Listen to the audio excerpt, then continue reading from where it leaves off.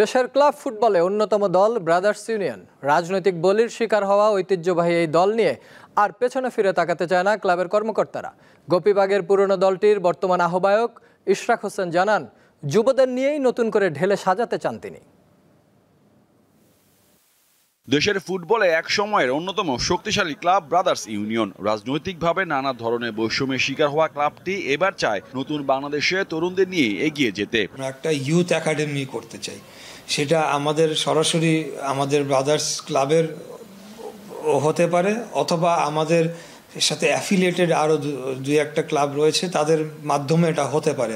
আন্তর্জাতিকভাবেও তো আমরা দুর্বল আসলে ফুটবলে, সেইখানে আমাদের এগিয়ে যাওয়ার ক্ষেত্রেও এই ইউথ একাডেমি তো এটা নেসেসারি। ফুটবলের ডেভেলপমেন্টটা অ্যাজ এ ক্লাব আমাদের সেই সদিচ্ছা রয়েছে। সাইনবোর্ডের মতোই মলিন অনুজ্জ্বল যে ক্লাব একসময় ছিল দেশের ফুটবলের অন্যতম শক্তিশালী দল, তারাই এখন লড়ছে অস্তিত্ব টিকিয়ে রাখতে। এবার সময় পরিবর্তনের আভাস দিলেন ক্লাবটির আহ্বায়ক। ক্লাবের একটা ভিশন আছে, আরেকটা হলো ওভারঅল ফুটবল নিয়ে একটা যে নতুন ফেডারেশন হয়েছে, নির্বাচিত একটা ফেডারেশন এসেছে, তাদের সাথে আমরা নিবিড়ভাবে কাজ করছি।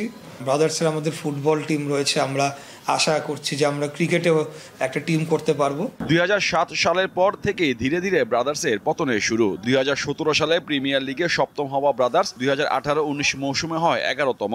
এরপর 2020-21 মৌসুমে তো অবনমিতই হয়ে যায়। আর্থিক সংকটের কারণে পেশাদার ফুটবলের দ্বিতীয় স্তর বাংলাদেশের চ্যাম্পিয়নশিপ লিগে নেমে যায় ক্লাবটি। গত 15 বছর এই ক্লাবের কোনো ডেভেলপমেন্ট আছে? কিচ্ছু নাই, শুধু নিচেই গেছে, ওঠার কোনো সুযোগ নাই। কেন নাই? সাদেক হোসেন খোকা নাই। তার মানে কি শুধু সাদেক হোসেন খোকা থাকলেই হবে, না হলে হবে না, তা তো না। তার অনুসারী তো আমরা আছি।